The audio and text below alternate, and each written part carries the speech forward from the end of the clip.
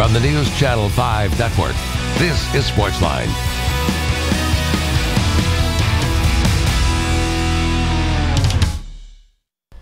Hey there, SportsLine on your television. Steve Layman here with you. Glad you are here with us on this Monday night on News Channel 5 Plus. So many things that we can talk about tonight, so many things to get to tonight as well here on SportsLine. Phone lines are open, 737-7767 if you'd like to get in on the program. We can revisit the NFL draft. We are the only station in town that went to Philadelphia. We can get you some behind-the-scenes stuff from Red Carpet Night, our interviews with players immediately upon getting drafted there.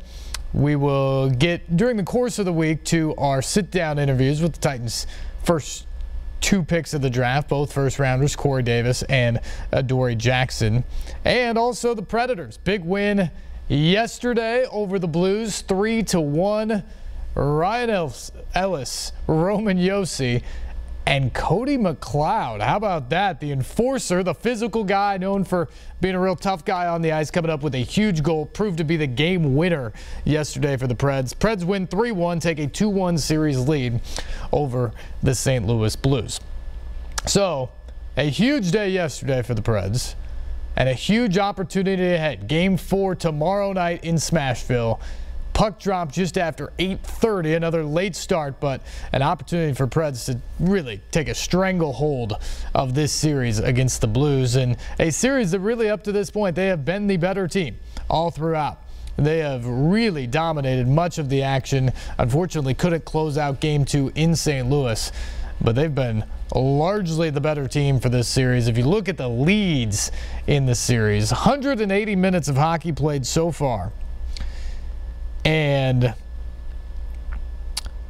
of that 180 minutes, the Predators have led for 106 minutes and 56 seconds.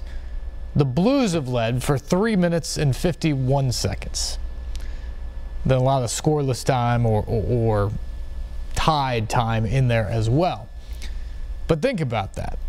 This series has had a team in front for about 110 minutes in the series.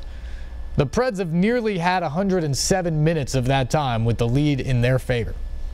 That is what you call a team that's getting the job done. Unfortunately, it's only a 2-1 lead at this point because they've maybe played well enough to be up 3-0. But if they continue to play the way they can and have, it's hard to see them not winning this series. They've been that good up to this point. And the interesting thing today, too, we talked about several media members at the Predators skate around today over at Centennial Sportsplex is in past years when the Predators were in the playoffs, it seemed like all the times between, game 2 and 3 or 3 and 4, whatever it was, you were always talking about, well, what's the adjustment that Barry Trotz or Peter Laviolette has to make here?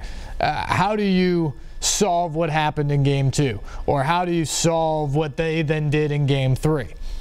Those were always the questions that you kept asking each other. Or the other thing that oftentimes happened is you wondered, okay, if the Blackhawks bring their best now, if they really turn it on the top line, what can the Preds do? Because they just really can't match up with those guys, right? That was sort of the long-term question for this team in the playoffs. I don't think anybody feels like that now. It feels like, much like it did in the first round series against the Blackhawks, now against the Blues, that if the Preds just play their game, just go out and play the way they can play, don't make mistakes, don't make any critical errors, they're going to win. And that it's St. Louis that now has to try and do what Chicago had no idea how to do, and that's come up with an answer, come up with a different plan of attack in what they're trying to do on the ice. Because to this point, if the Preds play the defense the way that they do and limit the chances, Pekka Rinne is as good as he has been in goal in this series. They're just the better team. And they're going to win this series. No matter how many games it takes, they're going to win it. And that's something that I don't know if you could say, even if you're the most diehard Preds fan, I don't know if you could say that before this year. You had hope, and it's possible that they could play really well or out-adjust another team and move on in the playoffs. But I think you always still wondered if they were good enough to just match up and beat some of the really elite teams. This year, through 2 rounds, they look like the elite team. And frankly, right now, when I look at the Western Conference, they're the best team. If the Preds play as well as they've played through the first 7 games, through the rest of this series and in the Western Conference final, they're going to win the Western Conference. And they're going to be playing for the Stanley Cup in June. Now, when they get there, it could be interesting.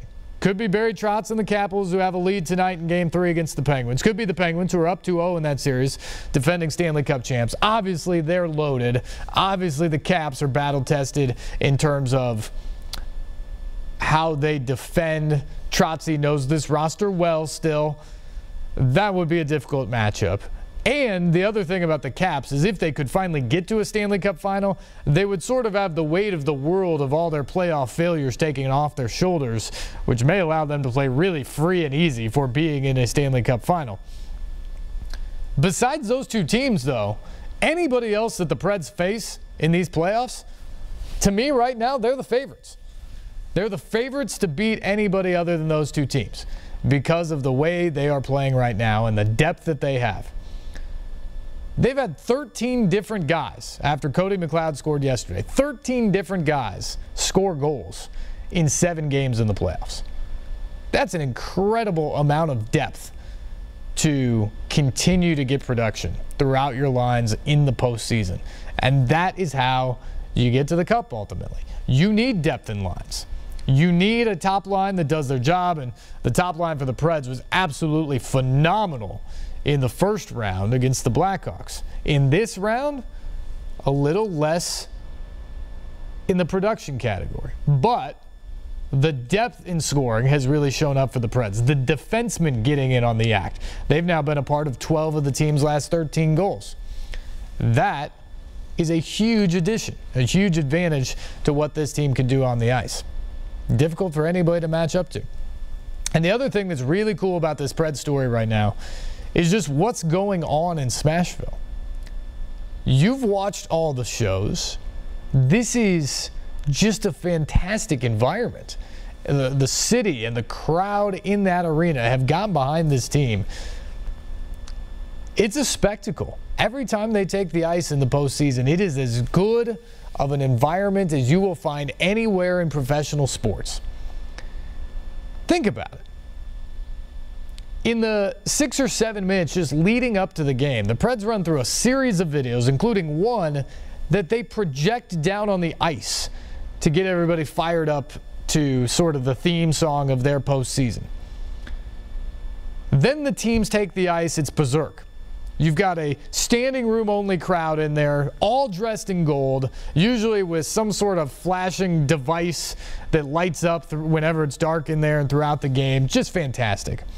Then you get into the national anthem, which maybe not a surprise in Music City, but how about the rock star list of people who've shown up for the playoffs? Carrie Underwood, Luke Bryan, yesterday it was Little Big Town. Name me any other place on the planet that can run out star after star and great musical act after great musical act and deliver like that night in and night out. Smashville does it. These anthems have been absolutely incredible. And then they bring out some celebrity or star or whatever, get the crowd fired up. Yesterday was Pro Bowl running back DeMarco Murray. That crowd was whipped into a frenzy and just delirious before they even dropped the puck to start the game. And then they stand on their feet. They're notorious for the standing ovations throughout entire timeouts when the team either needs a pick-me-up or when they've played particularly well. We've seen a couple different times in this postseason now where that timeout has led directly to a goal for the Predators. It is a synergy between city and fan base and team that just is not felt all that often. You know, these cities are so large and people do so many things. Even in Nashville, there's a lot going on. But the Preds have finally kind of taken this city by storm, and evidence of that was yesterday's game, a network televised game got the highest rating in Predators franchise history on TV. A 9.9 rating, which is well over 100,000 people, was the rating yesterday. The only sporting events that consistently get better than a 9.9 in the Tennessee area, the only ones are Titans football games, Tennessee football games, and Kentucky basketball in March.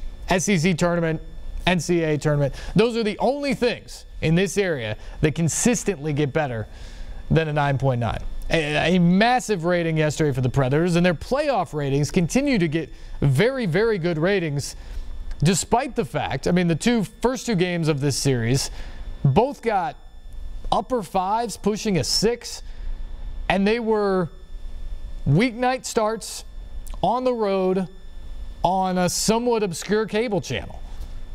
And they got that good of ratings. It tells me that this city, and it tells me that this fan base, they're locked in. This isn't just a cute thing. I've said this a lot lately. Some people still think hockey in Nashville is cute. This isn't cute anymore. This isn't about it's cool that a southern non-traditional market's kind of into hockey. It's not a non-traditional market. It is maybe the best market in hockey right now. That's how good Bridgestone Arena and the Predators fan base has become for these Preds. They are just over the moon with what this team could possibly do this year, and that atmosphere is electric every single time. For anybody who wondered yesterday how Smashville would stand up to a 2 p.m. matinee on a Sunday in the playoffs, let's just say they were properly caffeinated when they walked into the building. It was phenomenal in there yesterday. And the NBC Sports Network guys who were in there calling the game, they said, look, hockey fans, I can't say enough about this atmosphere. This is a bucket list type of environment if you like hockey. It's just simply crazy. And they're right. I've been to a lot of sporting venues in all different kinds of sports. And for my entertainment value, whether it's the money you would put into it or just my perspective of being in a bunch of different places, I don't think there is a better professional sporting venue right now today than Bridgestone Arena for the Predators, especially in the playoffs, because of the way they package the game, the entertainment that comes with it, from the national anthems to the bands between intermission to the actual product on the ice, the team being really good. Bridgestone Arena has set itself apart. The Predators have set themselves apart. It's fantastic. So if you get an opportunity during this playoff run, go. Experience. Check it out. Because it is something that is absolutely different than what you can find in just about any other place. And yesterday, the world in a nationally televised game got that message. And locally, third period of the game basically had a 14+ rating. You're talking about 150,000 people at that point, dialed in. 60% of all TVs that were on in the mid-state area yesterday afternoon were watching the Preds game. 60%. It tells you how far hockey has come in this town, and the Predators are poised, if they can take advantage here, up 2-1 in the series, get a win tomorrow night, finish this series off somehow, some way. The Predators are poised to blow the lid off of hockey in this town and to really get this town behind them. And that's the one thing that's kind of been missing of this town really ratcheting it up in recent years, was the Preds making that prolonged and deep push into the playoffs. We're maybe about to find out. Phone lines are open. 737-7767 is the number. We will talk a little bit more Predators when we come back. We'll also get to some red carpet stuff and interviews from the draft in Philadelphia, the NFL draft, that is, when we come back. Time for our first break. You're watching SportsLine on News Channel 5+.